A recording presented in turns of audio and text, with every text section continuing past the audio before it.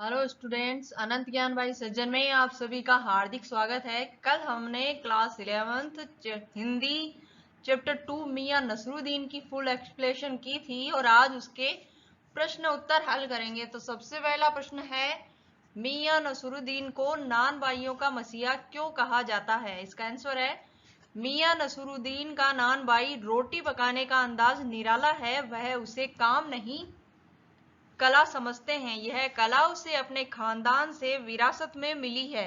अन्य नान भाई रोटी अवश्य पकाते हैं, लेकिन नसरुद्दीन की तरह अपने काम से प्यार नहीं करते हैं। उन्हें 56 तरह की रोटियां बनानी आती हैं और अन्य नान भाइयों के लिए यह काम उनकी जीविका का साधन है और मियां नसरुद्दीन के लिए यह एक कला है जिसे पकाने में उन्हें आनंद आता है। उनकी मसीहाई अंदाज और सर्वश्रेष्ठता के कारण ही उसे नान भाइयों का मसीहा कहा जाता है। क्वेश्चन नंबर 2, लेखिका मियां नसरुद्दीन के पास क्यों गई थी? तो इसका आंसर है, लेखिका मियां नसरुद्दीन के पास नान भाई कला के विषय में जानने के लिए गई थी। एक बार लेखिका ने देखा कि एक अंधेरी दुकान पर आटा सना जा रहा था। उसे देखकर लेखिका जानने को उत्सुक हो गई कि वहां क्या बन रहा है। बात करने पर पता लगा कि वह मशहूर नान भाई पकाने वाले मियां नसरुद्दीन की दुकान पर है। क्वेश्चन नंबर 3, बादशाह के नाम का प्रसंग आते ही लेखिका की बातों में मियां नसरुद्दीन की दिलचस्पी क्यों खत्म होने लगी? इसका आंसर है, नसरुद्दीन अभी तक लेखिका को मूर्ख बना रहे थे। उनके खानदान में किसी ने भी यहाँ बादशाह के यहाँ काम नहीं किया था। अतः जब मियां नसरुद्दीन ने लेखिका को मूर्ख बनाने के लिए बादशाह का नाम लिया तो लेखिका बादशाह का नाम जानने के लिए उत्सुक हो गई। वे उनसे इस विषय में पूछने लगी और नसरुद्दीन अपने ही झूठ में फंस गए। अतः जब लेखिका बादशाह के नाम का प्रसंग पूछने लगी तो लेखिका की बातों में मियां नसरुद्दीन की दिलचस्पी खत्म होने लगी और उन्हें अपने झूठ के पकड़े जाने का भय सताने लगा और वे बात को घुमाने लगे। क्वेश्चन नंबर 4 है, मियां नसरुद्दीन के चेहरे पर किसी दबे हुए अंधड़ के आसार देख यह मजमून न छेड़ने का फैसला किया। इस कथन के पहले और बाद के प्रसंग का उल्लेख करते हुए स्पष्ट कीजिए। इसका आंसर है, लेखिका मियां नसरुद्दीन के परिवार के बारे में जानना चाहती थी, परंतु जब उसने मियां नसरुद्दीन के चेहरे पर देखा तो उनके हाव भाव सही नहीं थे। वे भट्टी सुलगाने के लिए कह रहे थे, अतः वे आगे पूछने की हिम्मत न कर सकी। वे उसकी बातों से उखड़े लग रहे थे, अर्थात नाराज से लग रहे थे। अतः उसने यही पूछा कि जिसे वे आवाज लगा रहे हैं क्या वह उनका शागिर्द है? इसके बाद मियां ने बताया कि वह उनका कारीगर है जिसे काम सिखाने के साथ साथ मजदूरी भी देते हैं।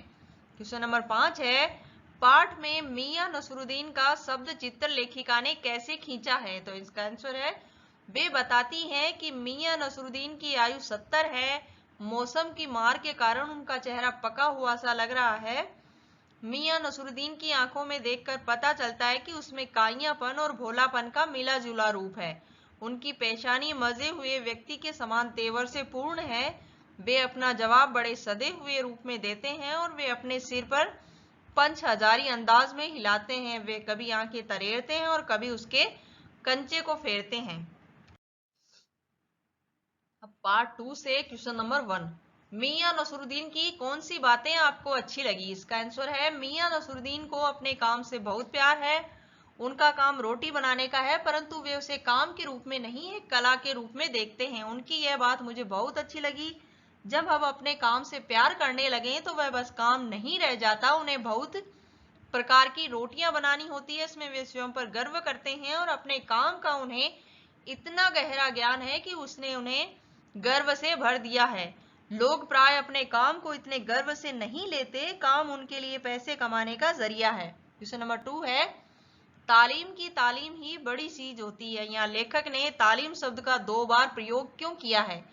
क्या आप दूसरी बार आए तालीम शब्द की जगह कोई अन्य शब्द रख सकते हैं? तो लिखिए। इसका आंसर है, प्रस्तुत तालीम शब्द का 2 बार प्रयोग कर काम को सीखने की लगन को दिखाया गया है। जहां पहली बार तालीम शब्द का प्रयोग काम को सीखने के लिए प्रयुक्त किया गया है, वहीं दूसरा शब्द उसे और गहराई से सीखने के लिए दर्शाता है। इसके स्थान पर हम शिक्षण शब्द का प्रयोग कर सकते हैं। क्वेश्चन नंबर 3 है, मियां नसरुद्दीन तीसरी पीढ़ी के हैं जिसने अपने खानदानी व्यवसाय को अपनाया। वर्तमान समय में प्राय लोग अपने पारंपरिक व्यवसाय को नहीं अपना रहे, ऐसा क्यों है? इसका आंसर है, इसके पीछे बहुत से कारण छिपे हैं। अब समय बदल रहा है, आज की पीढ़ी शिक्षित हो रही है, वे जानती हैं कि पढ़ाई करके उसे इससे अच्छे काम मिल सकते हैं, अतः वे आज बेहतर भविष्य के लिए बड़ी बड़ी कंपनियों में नौकरी करने और बड़ा व्यवसाय करने के इच्छुक हैं। ऐसे व्यवसायों में शारीरिक मेहनत बहुत अधिक है और आमदनी कम है, तो ये व्यवसाय उनके भविष्य को बेहतर नहीं बना सकते। यही कारण है कि लोग अपने पारंपरिक व्यवसाय को नहीं अपना रहे हैं। क्वेश्चन नंबर 4 है, मियां कहीं अखबार नवीस तो नहीं है, वह तो खोजियों की खुराफात है। अखबार की भूमिका को देखते हुए इस पर टिप्पणी करें। तो इसका आंसर है, यहाँ पर समाचार पत्र में काम करने वाले एक पत्रकार के बारे में बात की जा रही है। पत्रकार अपने समाचार पत्र में छापने के लिए खबर की तलाश में होते हैं। वे हर बात पर अपनी पैनी नजर रखते हैं, अतः लोगों को उनसे डर लगता है। पाठ नंबर 3 से है क्वेश्चन नंबर 1। पाठ में आए रोटियों के अलग अलग नामों की सूची बनाएं और इनके बारे में जानकारी प्राप्त करें। तो रोटियों के नाम इस प्रकार हैं। बाकरा खानी, यह रोटी हल्का मीठा स्वाद लिए होती है। इसे मैदा, सूजी, अंडा, चीनी, दूध, घी तथा नमक डालकर बनाया जाता है। इन सबको मिलाकर इन्हें गूंथा जाता है, फिर 1 घंटे के लिए खमीर करने के लिए छोड़ा जाता है, तब यह रोटी बनती है। इसे तंदूर में बनाया जाता है। यह खुशबूदार तथा सीरमाल से बहुत मुलायम होती है और मुंह में डालते ही यह घुल जाती है। रुमाली, यह रोटी रुमाल के समान पतली और मुलायम होती है। इसे मैदा, आटे तथा दूध के साथ गूंथा जाता है और इससे पतली पतली रोटियां बनाई जाती है। सीरमाल, यह रोटी केसर के स्वाद वाली होती है। यह मैदा, दूध, चीनी तथा मेवों का प्रयोग करके बनाई जाती है। यही कारण है कि इसे सीरमाल कहते हैं। यह अन्य रोटियों से मोटी होती है, खाने में बहुत स्वादिष्ट होती है और यह तंदूर में पकती है। गांव दीदा, इसकी जानकारी नहीं है। ताफ्तान, ताफ्तान को सीरमाल की ही एक किस्म माना जाता है और यह तंदूर में नहीं पकती है। बेसनी, यह बेसन से बनी रोटी होती है। और गाजेवान, इसकी जानकारी नहीं है। खमीरी रोटी को बनाने के लिए इसमें आटा, नमक, चीनी तथा घी का इस्तेमाल होता है। यह भी तंदूर पर बनाई जाती है। तुनकी, यह एक रोटी का प्रकार यह एक रोटी का प्रकार है और खाने में खस्ता होती है। Question number 1। 3-4 वाक्यों में अनुकूल प्रसंग तैयार कर नीचे दिए गए वाक्यों का इस्तेमाल करें। क है, पंच हजारी अंदाज से सिर हिलाया। ख है, आंखों के कंचे हम पर फेर दिए। ग है, आ बैठे उन्हीं के ठिए पर। इसका आंसर है, मैं एक दिन लालाजी से सामान लेने गई। सामान मांगने पर उसने पंच हजारी अंदाज से सिर हिलाया और सामान निकाल दिया। मैंने उनसे दूसरा सामान मांगा, तब उन्होंने आंख के कंचे हम पर फेर दिए। हमने पूछा कि यह आपकी अपनी दुकान है, तो वह बोले, हाँ, पहले पिताजी की थी, अब हमारी है। हम पिताजी के जाते ही आ बैठे उन्हीं के ठिए पर। क्वेश्चन नंबर 2 है, बिटर बिटर देखना।